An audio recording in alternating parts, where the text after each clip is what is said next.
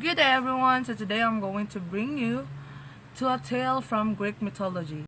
One that weaves love, temptation, loyalty, and tragedy. It is a story of Cephalus and Procris, a couple whose love was tested by many gods and torn by human flaws. So now let us begin with the charms of Cephalus. So, Cephalus was the handsome and skilled son of King Dionys of Phocis, known for his remarkable talent in hunting. He was also admired not only for his strength and grace but also for his noble character. It was during his travels that he met Procris, the radiant, charming daughter of Erechtheus, the legendary king of Athens. So, si Procris was a daughter of a known king, which is the legendary king, King Athens. So the connection between them was instant and powerful. They fell in love and soon got married. Their relationship at first was filled with happiness, deep affection, and mutual admiration.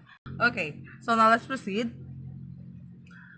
Procris adored Cephalus' strength and gentle soul, while Cephalus was enchanted by Procris' beauty and spirited charm. So, same as same as we people, Procris really adored Cephalus' strength by dili lang kay sa charm ni Cephalus siya na target, but also by the strength and also gentle soul of Cephalus that iyang gipakita ni Procris.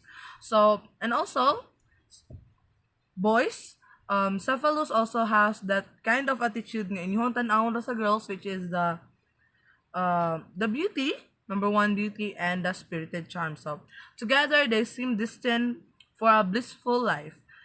But even the happiest story in mythology are rarely left untouched by the gods.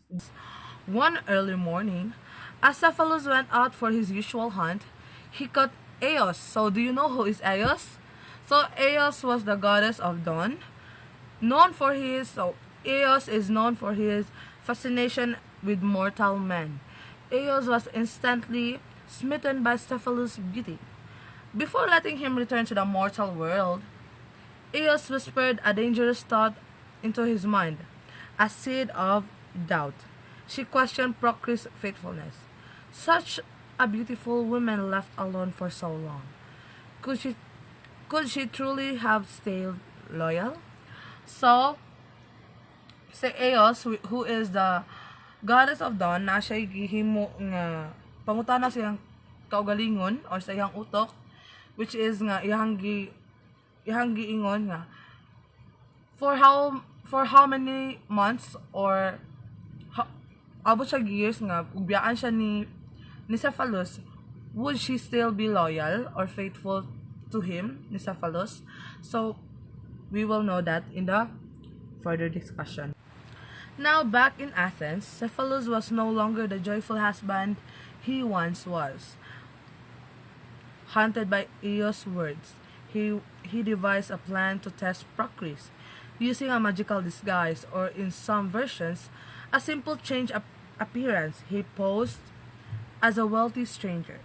He approached Procris with magnificent jewel with alluring gifts.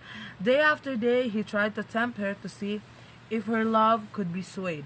So, as the day goes by, si Cephalus iyahang gitest si Procris nga og kay ginahunt man siya permigod nga sa katong giingon ni Eos nga if another man makakita si Procris makakita si Procris og other wealthy man, would she remain loyal and faithful to Cephalus? So ang gihimo ni Cephalus is iyaning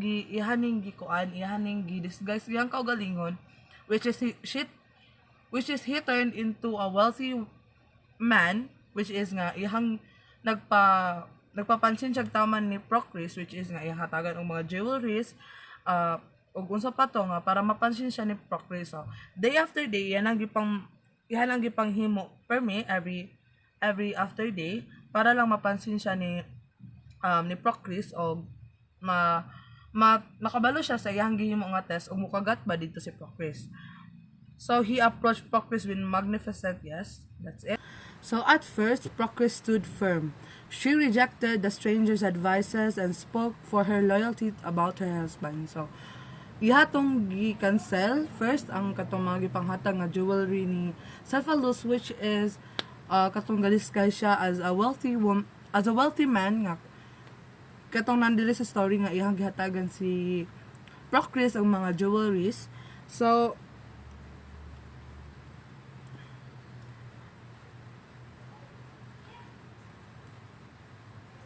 but temptation is cruel thing. As the gifts grew more extravagant and the stranger's word more persuasive, her resolve began to falter. Finally, seduced by the magnificent golden crown, she gave in. So, as the days goes by, di gid mo unda sa CEPHALUS sa iyang gipang buhat, sa iyang gipang himo. So, ang iyang gibuhat is, as the gift grew more extravagant, nga nagkadako, nagkamahal, kadugayan ni-give in na lang siya, which is dito siya ni-give in katong sa naay golden crown. At that moment, CEPHALUS removed his disguise. Procris, realizing she had been tested and tricked, was devastated. Her shame and heartbreak overwhelmed her. Without a word, she fled to the wilderness, humiliated and betrayed. So, after ato nagidawat, ni-give in na siya, at that moment, kanang gikuha na ni CEPHALUS ang iyahang kuan, iyahang disguise.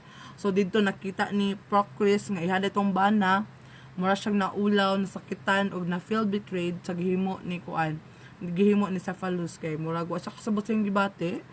So ang iyang gibuhat is ni lupad siya. She fled into the wilderness nga iyang bitbit sa iyang kaugalingon is ang betrayal og ang kasakit. So that's all for my part. So, the continuation about the Procris and the CEPHALUS is Miss SELMAR will deliver it. Good day, everyone. So, this is the continuation of the report of Miss Intong. Procris found refuge in nature, far from the painful memories of Athens. In the wild, she rebuilt herself not as a broken woman, but as a fierce and independent huntress. Her skills and beauty caught the attention of Artemis, the virgin goddess of the hunt.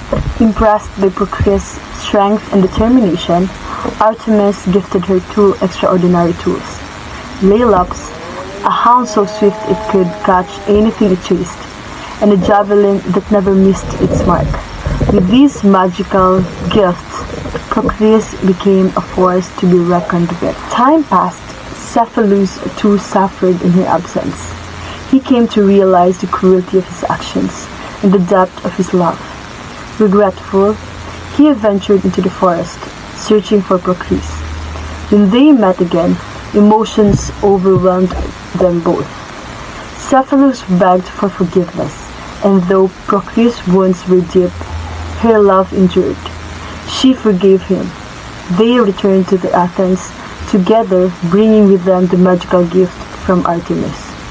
Their love seemed renewed, stronger, wiser. But the story was far from over. Though they were reunited, trust once broken, and it is very difficult to restore.